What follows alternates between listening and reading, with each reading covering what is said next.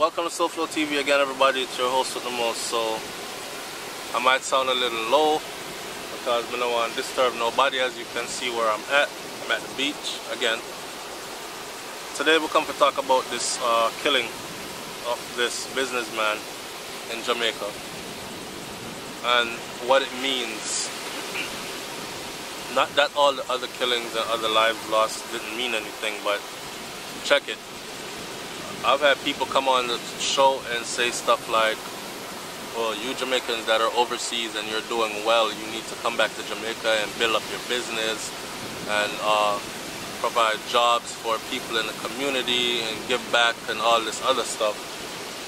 And you know, many people have said the same thing that I'm about to say, that it's dangerous, and now you see why, right? He's not the first one.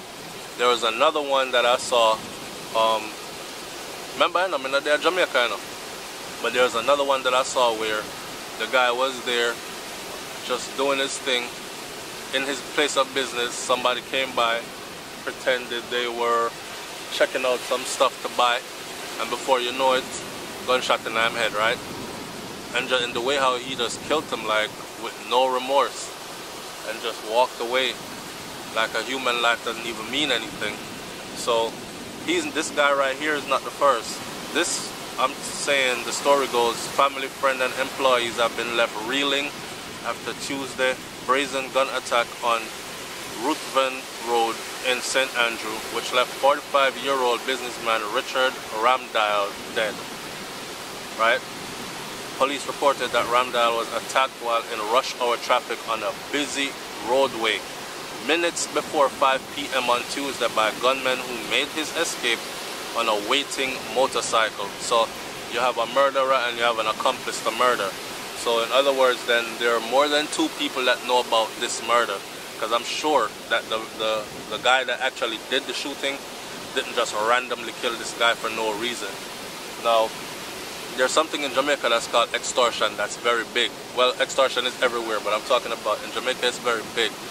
And the criminals make money off of extortion. Extortion, he could have been killed. I'm not speaking on what I don't know. He could have been killed for failing to pay up or refusing to pay up when money was demanded, right? I don't know. Enough guys watch Shutters, the movie, and after that, you see in that movie when Spragga Ben said, when him there, he must say, yo, I feel the world, you know, pay for living night. So do that, say, yo, Spragga say, you see all them little shop there, down there, so they have to pay away a thing every month, you know. And come on, he did that, say, what do you mean pay your thing every month? That's extortion, nigga. And I must say, no, no, extortion, or something, and that conversation there. A lot of people seem to have, or a lot of guys seem to be trying to live out that. Exactly. So them take set on people who come and set up businesses and I try make a living and provide jobs in the process, right? So this brings me now to a conversation I had recently with my cousin who lives in Jamaica. I may say, yo, cuz, may I get ready to come back home, you know? So here what me really want to do is I want to come home, set up a business in certain area my name theme. And I was looking at, I was dealing with a realtor and looking at locations, best locations to set up business. Then I said to myself, you know, the wise thing to do would be to have somebody who stays underground in Jamaica all the time. That means that, you know, you have a family member, blood member that's right there, even though I've seen where family members are the culprits also, but I'm just saying how my thing was going. And one of the first things my cousin let me know said, and you know, I said to myself, I said, why am I be so negative? Like, he probably don't want me come set up my business there or something. And right after he said that, it was like a slew of killings went down where it made me look. So my cousin said to me, he said, yo, it's not say you can't come and set up your business, you know. And it's not say these people don't, it's not like the mother just said to you, say, I don't want you set up your business here. they're going to make sure that you don't set up business there. And if you set up business there, they're going to make sure that no one comes and supports your business. So I say, how them I gonna do that? Them say, yo, cause them people have them way. You have to go deal with extortion, you have to deal with gunmen who tell you to pay a certain amount every month, and them don't know your face and you don't come from the area and all these kind of things.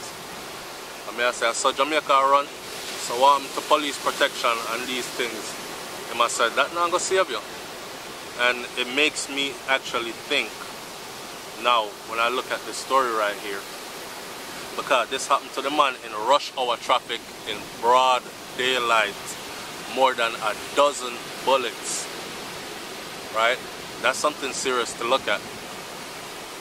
So for those of us that are, we did another story where me and Brains and the story where we talked about, and I did a story way before I even met Brains, about 2 years ago, where I talked about Jamaicans who are afraid to go back to Jamaica, even though they're overseas doing well, and they would like to return home.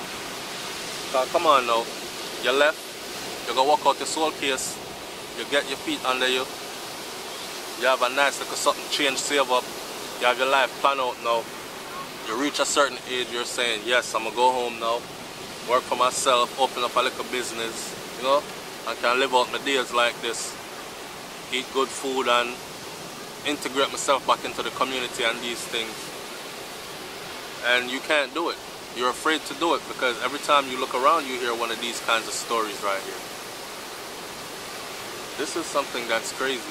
And I mean, all this I do is making people who really want to come invest in Jamaica actually run away from Jamaica. Or, you know, say one time you come, you have to come with gunplay. That means you're going to have to get down with the get down. And quite honestly, after that, after my cousin told me that, I said to myself, if I'm going to Jamaica to go open up a business, then I'm going to have to invest in gun, and I'm going to have to invest in gun ownership, and I'm going to have to invest in protection also, right? That means extortion. Cause I would rather pay a group of men to protect me and my family and my business than for me to be paying some extortionist. Cause one time, one extortionist I extort you. And you say, alright, and him and the bad man, him I lock the area. Him say him want 500 US every 30 days. My business I do good, me give him 500 US every 30 days. Then the next man come and say, me no business where you give him. You give me 500 every 30 days. Now I'm paying out 1,000 every month because there's two extortionists. Then comes the third one. So you see what I'm saying? You leave yourself in a vulnerable situation to be just exploited to the max with no end to it in sight. And of course, they have nothing but good things to say about the youth. They must say that him teach a lot of people well then, and how he was a quiet person, and him not talk much, him father do more of the talking to people and them thing that. And I can't help but to think that it was something like this that went down.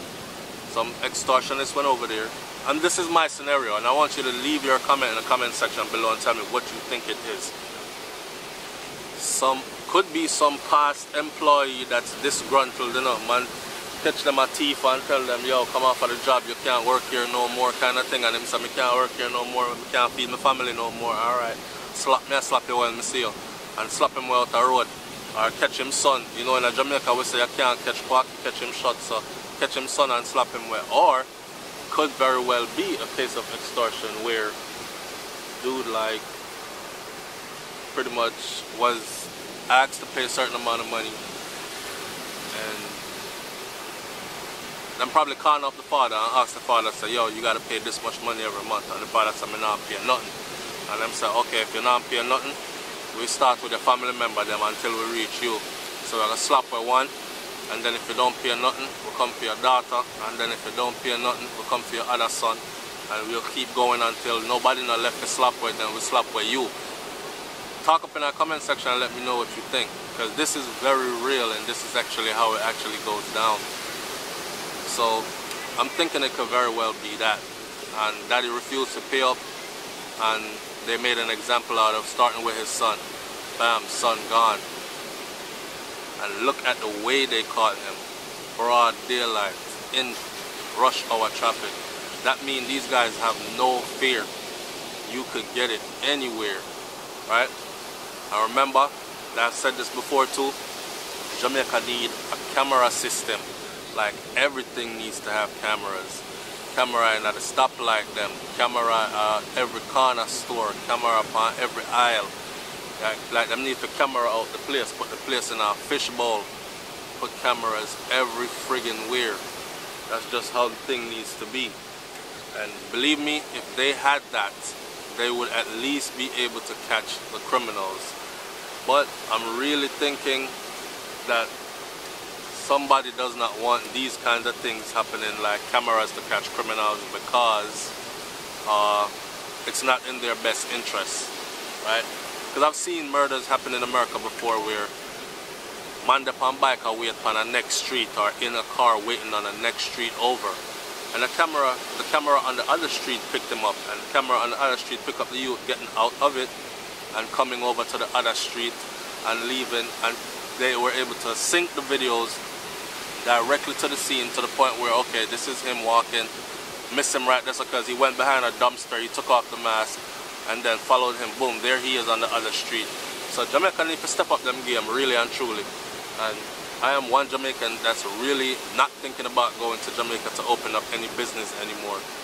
And definitely not try to raise my pick to them, you know, where me think them can get them head slapped with, just because we're doing too well in life for others and not give nobody none. Alright, the SouFLoTV, man, like, comment, share, subscribe. Let me hear what you got to say about this one. I had to keep the volume low and the beach my deck. Alright, I'm out. Peace.